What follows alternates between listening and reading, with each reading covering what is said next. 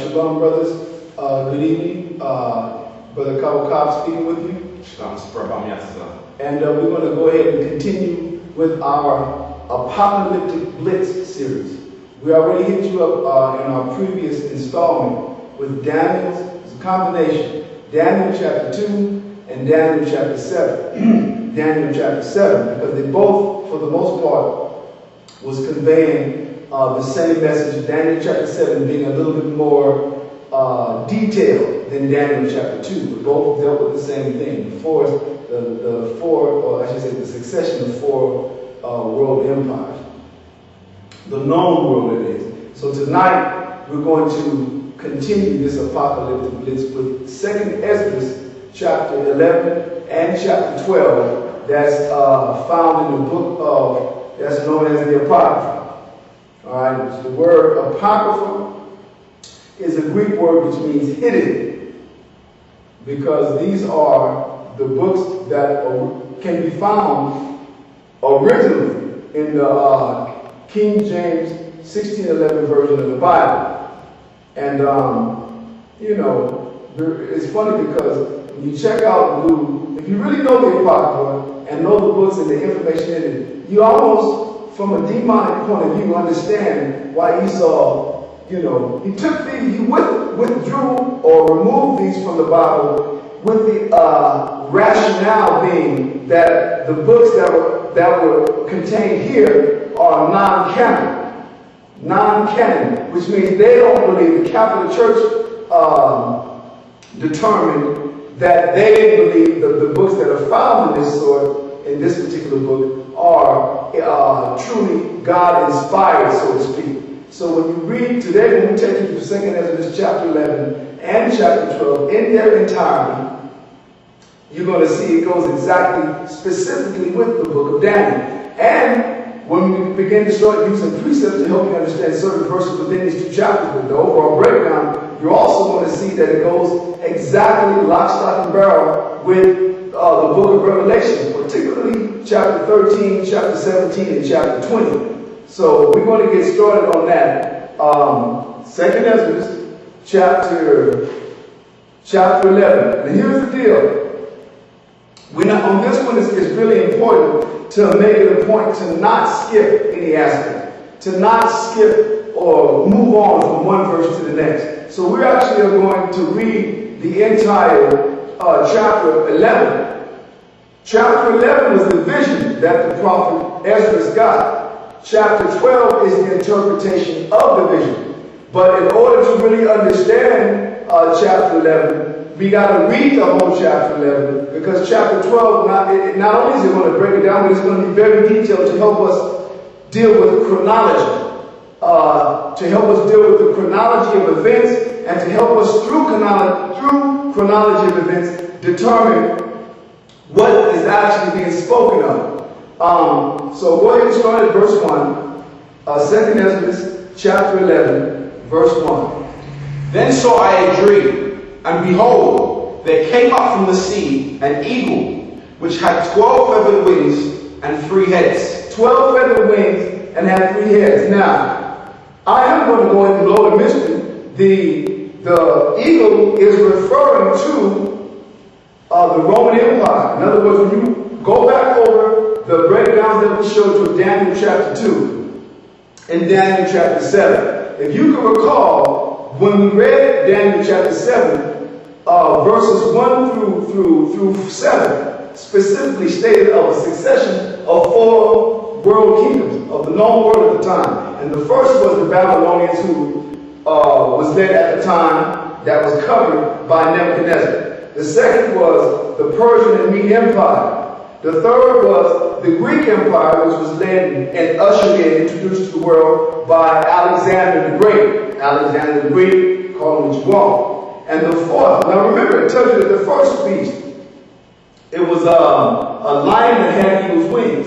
The second beast was a bear that raised itself up on one side being higher and prominent, being the actual power of the empire. Then it said the third beast was a leopard that had eagle's wings, or actually it had a leopard that had 4 heads and 4 wings of a fowl. We found out that the 4 heads were the 4 wings of the fowl, were the 4 realms that the empire was divided into among Alexander's death.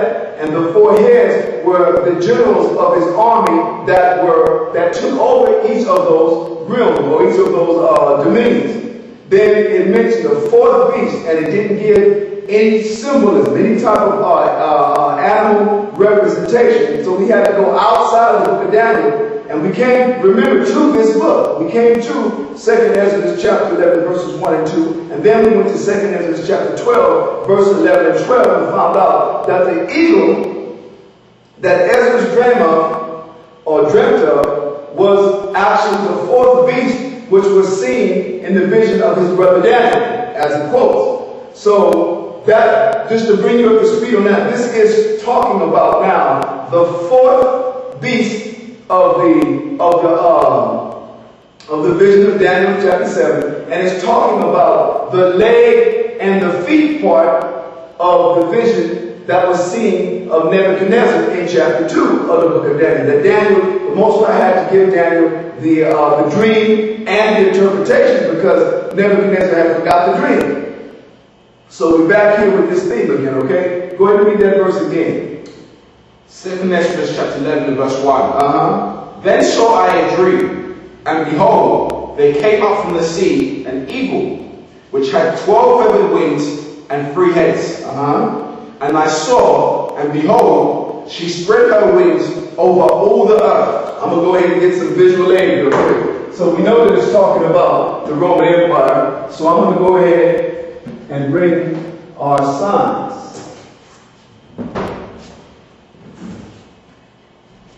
This is good right here. About the height of the desk. Go ahead. Verse 2 again. And I saw, and behold, she spread her wings over all the earth. This is good also because I want to leave the map here. The reason we know it's talking about the Roman Empire, but the reason I have the map on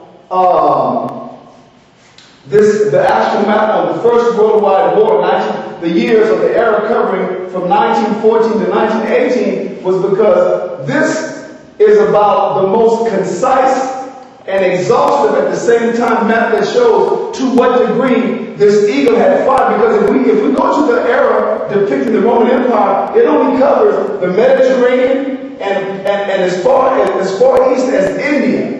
You know, the entering in of India, certain parts of Persia. The Romans never got too far beyond Persia because they met opposition, strong opposition, enough to keep them out of the region by the Parthians.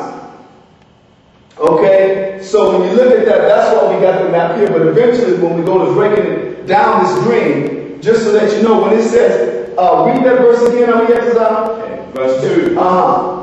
And I saw, and behold, she spread her wings over all the earth.